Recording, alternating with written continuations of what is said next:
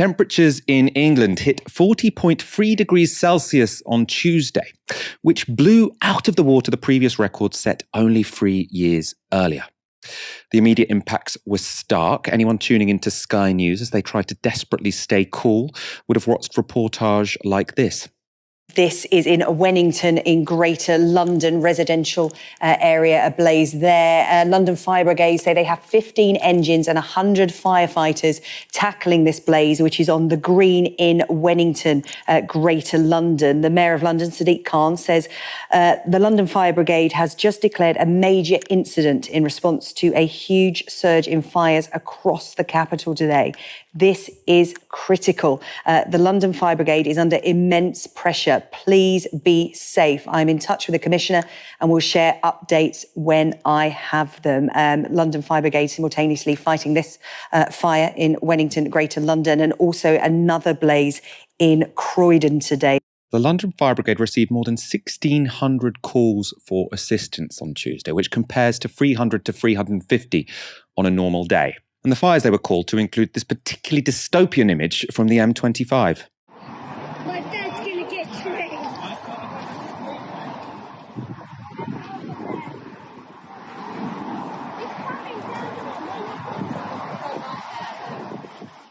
It is a vision of the future none of us want to see. All in all, the London Fire Brigade said it was their busiest day since the Second World War. So how have our political and media classes reacted to this dire warning about the impacts of climate change? The wildfires appear to have woken up our moronic right-wing press to the concept that heat can cause problems.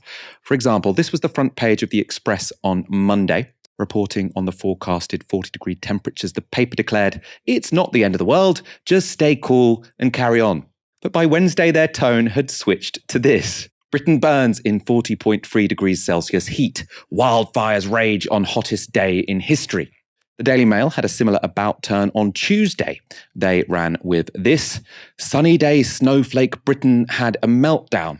Inside the paper, an editorial complained that listening to apocalyptic climate change pundits and the BBC, you'd think Britain was about to spontaneously combust. But by Wednesday, they led with this. Nightmare of the wildfires. Evidently, it took living through 40-degree temperatures for the Daily Mail to work out there is a relationship between heat and fire. On that topic of right-wing idiocy, our very own Ash Sarkar did a pretty good job at battling it head-on in the public sphere. She debated right-wing loudmouth Mike Parry on the hottest day of the year. Many people accuse me of being a climate change denier, which I'm not. I know that we've got to adjust the way we run the world and the way we live in our own societies because climate is changing, but it's not changing for one reason only, the one reason only being how wicked man is to set fire to the planet in all sorts of different ways. And the reason I think Prince Charles has been so effective is because he's a moderate. And he's talked gently about it and quietly and slowly. You know, he hasn't gone out onto the streets and started gluing his face to tarmac, and he hasn't been pushing big pink boats through city centres and stopping people going about their everyday life. So more people listen to Prince Charles when he speaks than listen to all these, you know, eccentric people who go around trying to stop the world from moving and causing pollution, all that kind of stuff. Than listen to Prince Charles. Prince Charles has done a good job. But I do not believe that the climate crisis is only man-made, and I believe that net zero target 2050 is a completely ridiculous target which will ruin all our lives if it's ever achieved. Sometimes when I do this job, I wonder if even participating in the media is the right thing to do, because we somehow manage to have the stupidest possible conversation about the single most serious issue that's facing us as a species. 2050 is too late, all right? There's a reason why the UN climate reports are saying that we've got 10 years to take meaningful action. And actually, if we had taken action in the 1970s, in the 1980s, even in the 1990s, we wouldn't have to make such drastic adjustments to how we live our lives. It's because we've wasted all this time having totally pointless arguments, talking about the methods people use to raise awareness rather than the thing they're trying to draw our attention to, that we've ended up, I think, in such a dire position.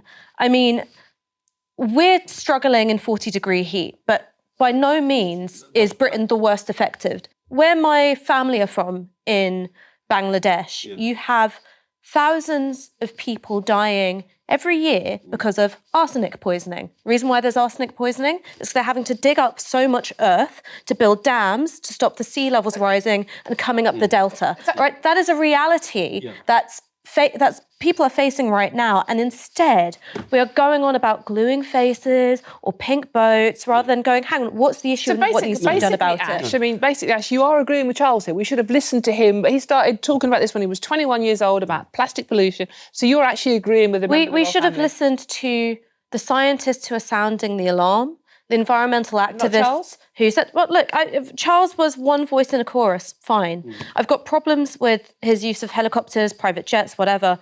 But this isn't about an individual. This is the fact that we have a media conversation which props up billionaire and oligarch polluters and allows them to get away with boiling our planet to a crisp just to make a few people richer. Is it only man who is, damaging the planet? Is it not meteorological considerations as well? The fact that the Romans were able to... This is what I mean by having the stupidest possible conversation. We don't have control over sunspots. We have control over how much fossil fuels we burn. But sunspots happen. And sunspots, funny you should mention that, I was going to bring them up, affect the climate of the Earth. Again. And there was a mini ice age. There was a mini ice age between 1300 and 1600, right? The Romans grew vineyards on Hadrian's Wall. It's cyclical. It is cyclical. I mean, what you're doing is effectively defecating in the public swimming pool of the national conversation and trying to muddy the water. No, I'm not. I'm putting facts forward. Stupid. I'm not. I'm putting facts forward. They are facts, right? Totally and you totally ignore them. You won't respond to me talking about olive groves in Northumberland or the Ice Age, 1300 because to 1600. That's got nothing to do. It's got everything to do with it. Before Now, I have no words to respond to that. So, Dahlia, I'm going to call you in for help here. It's pretty remarkable, isn't it? Britain hits 40.3 degrees and Ash still has to go on television debating whether there were vineyards in England in the Roman period. In Britain, we often feel quite proud of ourselves that we don't have the problem of outright climate denialism, which we see across the pond a lot more frequently. It's unlikely that on mainstream media in this country, you will have someone come in and outright say climate change is a hoax. But we do have a problem that is equally as dangerous and with the same overall consequence as climate denialism, and that is climate deflection. And this segment was a perfect example of that. Because even though we might accept the basic truth of climate change, broadly, we are wasting these precious years that we have to take action. We have fewer than 10 years now to prevent some of the gravest excesses of climate breakdown. And we're also wasting the precious minutes of media coverage that we have. The media doesn't dedicate a lot of time to this issue, despite it being the most important issue of our time. But the few minutes that it does dedicate, we end up, instead of using that time to talk about, okay, what action do we need to take in the face of this reality? How are we going to decarbonize our economy whilst protecting the livelihoods of energy workers and those who rely on the energy sector for their livelihoods in a variety of direct and indirect ways? How are we going to reorganize society and invest in the kinds of infrastructures of resilience to protect the most vulnerable and the most exposed from the worst excesses of climate breakdown that are already underway? Instead of having these really important conversations, we are instead dragging intelligent people like Ash, who would have a lot to contribute to that discussion, having to drag them in to the most facile conversations that I have ever heard about how, a climate emergency, it kind of bums me out to talk about that. Or why can't you just hold my hand and, stroke me on the hair while you tell me about how, the climate is breaking down and all of the knock-on impacts of that, and getting wound up and more angry at protesters who are taking action to try and draw our attention to this issue and pressure politicians to take the action that is needed, having more contempt for them than for the oil execs that actually put us in this crisis in the first place. And the media completely indulges that. When you actually watch the full clip, we actually cut just before it got to that. The moderator, who is supposed to facilitate this discussion between these two so-called sides, although obviously the two sides are basically reality and complete delusion.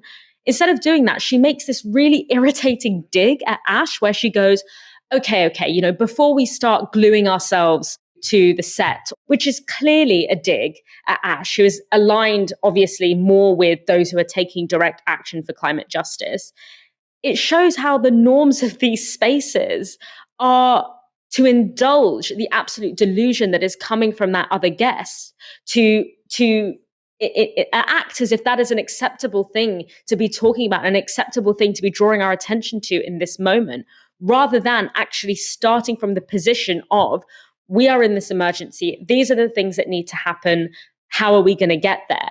And that is why the climate movement is completely correct to actually identify the media, the mainstream media in this country, as a key stumbling block to climate action in their strategy, and that this media must be dramatically transformed as a result. Because it's also worth mentioning that despite what that other guest is saying, Prince Charles is actually not the reason that we're talking about climate breakdown. We are talking about climate breakdown because of the organizing and the direct action of protesters that has been taking place for decades now to finally bring this onto the agenda. So even on that topic, he's wrong. And it was weird that they used that moment to try and discipline Ash into, giving Prince Charles some credit. It was just an incredibly bizarre and devastating use of very precious airtime for an incredibly important point. And Ash did a great job with the tools that she had and the space that she had, but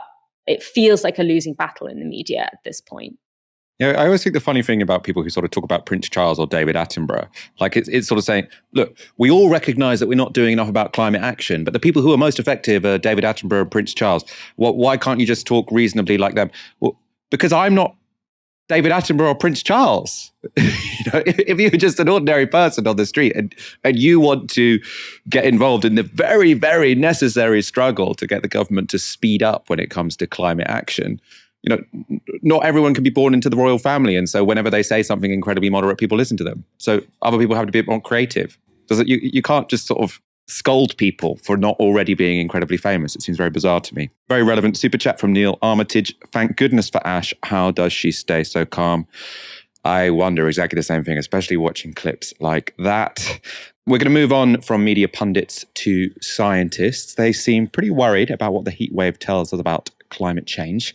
Professor Peter Stott works for the Met Office and published research in 2020 showing there was a chance of the UK hitting 40 degrees due to climate change. But he told The Guardian this: "We calculated it as a relatively low likelihood, a roughly 1 in 100 chance, albeit that those chances are increasing rapidly all the time with continued warming. Breaking 40 degrees Celsius today is very worrying. We've never seen anything like this in the UK, and it could be that the risk of such extreme heat is even greater than our previous calculations showed." Now, I found that quote really, really terrifying. Normally, when a heat record is broken, you'd expect it to be, beat by 0.1 degree or 0.2 degree or whatever. It'd be marginally higher than the previous one. This smashed the records by 1.5 degrees. That is terrifying. And, even the people who had models that people thought were at the scary end of models, saying 40 degrees in Britain is possible, they're now saying, God, I thought it was possible, but I didn't think it was going to happen in 2 years' time, Dahlia, I want your take on this. Projections, from just 3 years ago are already being overtaken by events. It's scary, isn't it? Yeah, and most climate projections do tend to be conservative estimates, because when they do otherwise, they get called alarmist by the media and by politicians. I didn't think that the UK would be facing such explicit and extreme weather events so soon. There was generally a consensus that, the UK, through a complete accident of geography, is considered to be one of the more sheltered countries when it comes to extreme weather events. Of course, when you look at countries outside of the UK, countries that both through geography, like geographical reasons, for example, if they're a low-lying island, that they are more susceptible to the impacts of climate breakdown, but also more importantly, through the fact that because we have an unjust global political economy, they are unable to invest in the kinds of infrastructures of resilience and protection to actually protect their populations from the impacts of climate breakdown that are already underway. And so in those countries, you are seeing the knock-on impacts of climate breakdown, which are not just ecological, but are, as we're seeing, infrastructural, social, political, economic, that all of these knock-on effects are more severe and are happening at a much quicker pace than has been predicted by scientists. Because obviously the impacts of climate change, you can't just understand them in sort of scientific and measurable ways. The climate is a holistic entity, and it has impacts depending on political and social and economic decisions. So, we are already seeing far sooner than we originally thought, we are seeing entire communities being displaced by climate breakdown. We are seeing entire countries having their economies set back one generation by one single extreme weather event. So just one storm setting back a country's development process by an entire generation. So from a global perspective, the fact that the impacts of climate change, when you look holistically, tend to outpace scientific predictions, that's kind of already known. And again, this is where the media is failing us so dramatically, because this heat wave in the UK should have been a teaching moment, not only of the impending reality of climate change, but also, and the fact that things are changing more intensely and more quickly than we had previously anticipated. But mostly, it should have been a teaching moment as to how sensitive our infrastructures are to climate change, to climate breakdown, how vulnerable our basic systems are to extreme weather. This is not just a case of uncomfortable heat. This is not just a case of, for a few nights we couldn't get a good night's sleep. This is, our motorways are on fire. Our homes are on fire. Our public health systems are struggling to cope with the physical impacts of extreme heat. These knock-on effects are very, very real, and our basic systems that tick on in the background every day without us realizing are greatly interrupted by even the earliest signs of weather distress. And again, instead of having conversations about how we make those infrastructures more resilient in the face of what is to come, we're spending time talking about vineyards in Roman times or whatever. And that is, again, another impact of climate deflectionism.